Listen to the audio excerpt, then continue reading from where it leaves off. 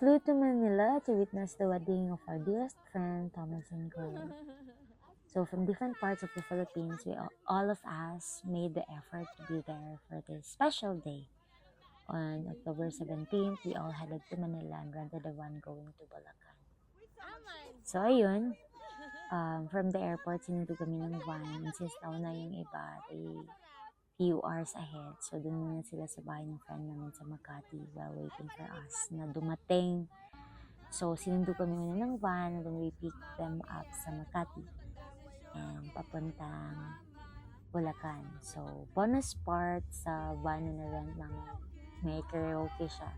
So imagine, our two friends, Michelle and Jobs, didn't let us sleep the entire trip. Diyos ko, first hour pa lang ng biyahe hanggang pagdating, tignan niyo tong dalawang to, non-stop karaoke pa rin. Ay, mga tao pala talagang ganito, no? Sobrang ng energy to the highest level talaga. Tignan niyo yung dalawa nag-aaway pa. So, after 3 hours of drive, finally we arrived in San Rafael, Bulacan, the venue of the wedding. So, the bride and the groom even booked us the whole house for us to stay inside the resort. And grabe, sobrang ganda ng place.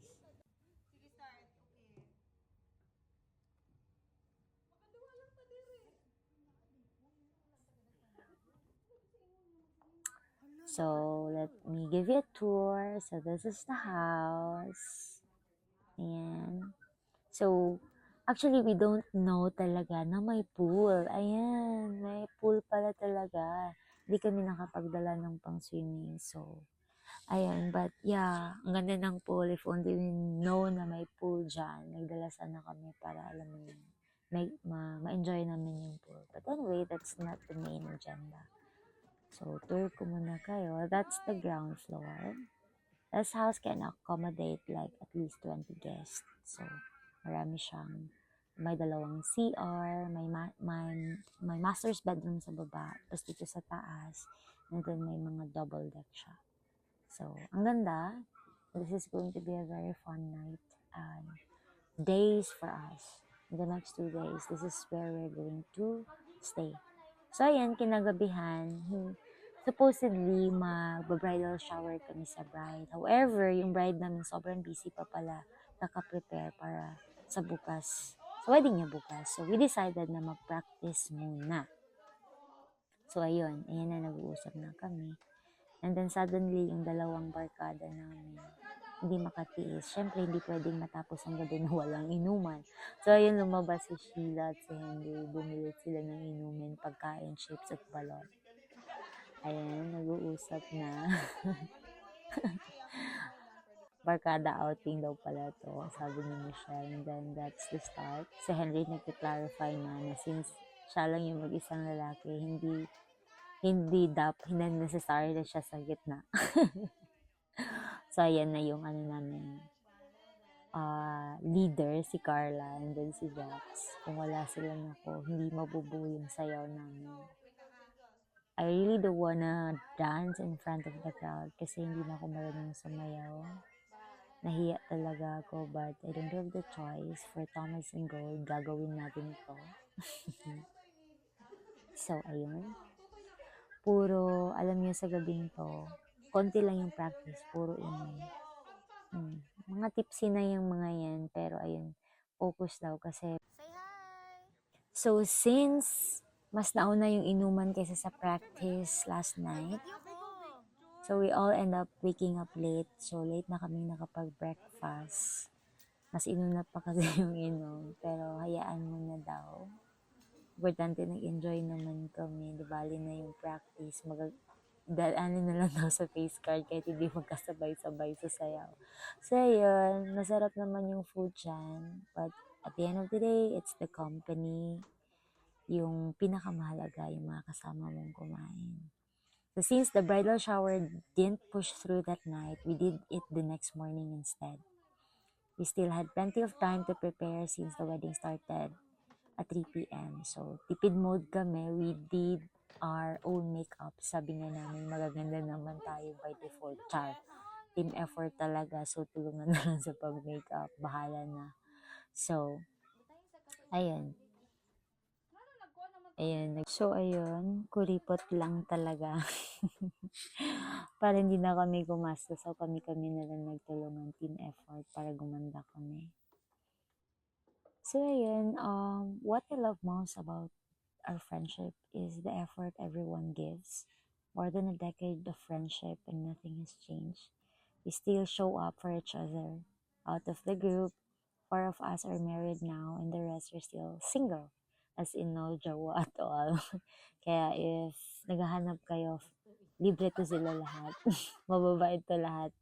So, ayun. Kaya every time one of us gets married, we're all just as excited as yung ikakasal. Even if life takes us from different directions, what matters is that we always make time for each other. No questions asked. Ito yung laging namimiss ko talaga, yung magkakasama kami. Kasi since then, magkakasama kami ng bahay sa Makati. Except for Henry kasi nasa CDO lang siya. Yan. Tignan niyo si Michelle. Anyway, ayan. Na-surprise naman si bride for our simple bridal shower before the wedding. So, ayun, picture. Yan na si Ma'am Sheila, our coordinator. Siya yung nagpa-facilitate. Nakatuwa lang kasi the first one who got married was Jobs. And then the next was me. And the next was Michelle. And then the fourth one, which is ngayon ikakasal is si Goldie. Then the rest of them were still single. And very much willing to mingle.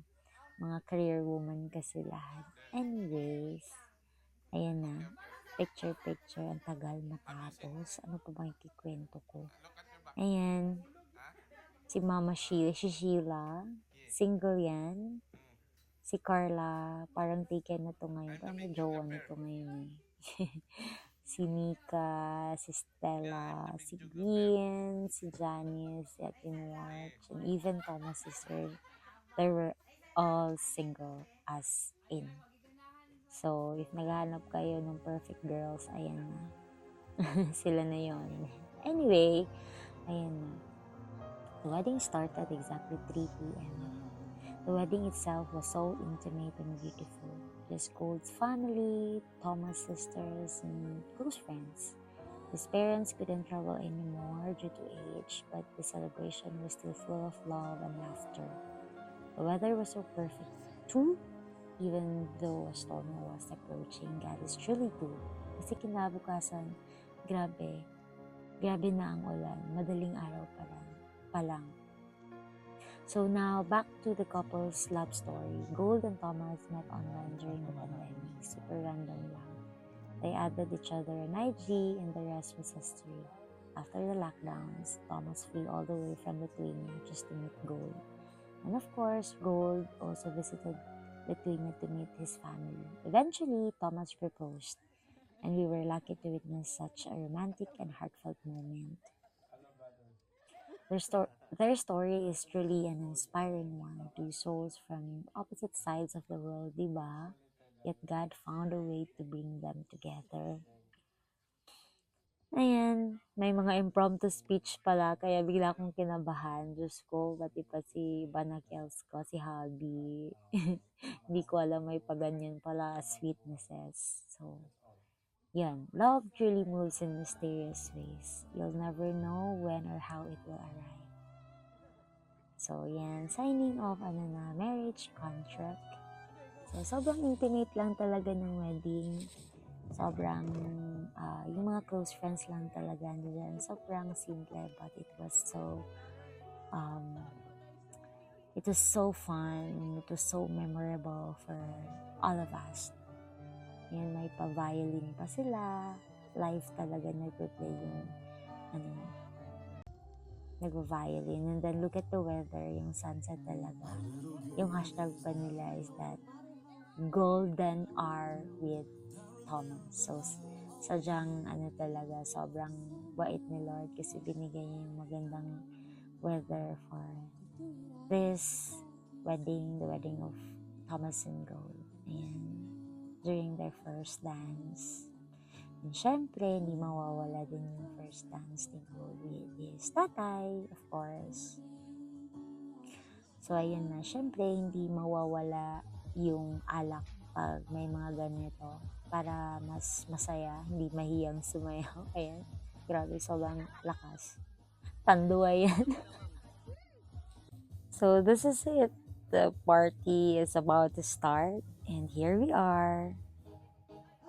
The life of the party. Ayan na, yung mga kukulit. Now, what I love about our friendship is that when we're all together, parang, we get to forget na, uy, hala, tinantahan na pala kayong lahat. Tinantahan na pala kaming lahat. Excuse me, baka magalit sila. So, ayan.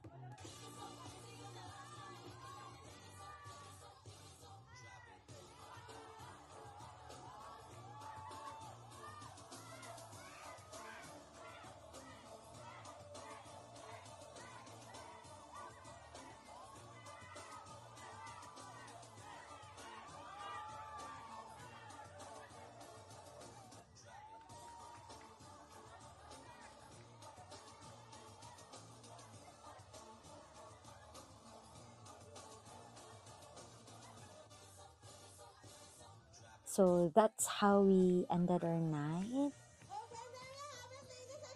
Sobrang saya lang. And here we are. Lahat tipsy. Lahat nalasing. And ito naman si Michelle. Kinuha niya yung sandal ko. Sabi niya, "Be, yung bakla yung paa ni Michelle parang paa daw ng bakla." Tipsy na kasi, kaya yan, ang kulit-kulit na. Kasi CR daw siya, tapos di niya makita yung sandal niya. Kaya sinuot na lang yung sa akin. Anyway, lahat, this is our photo.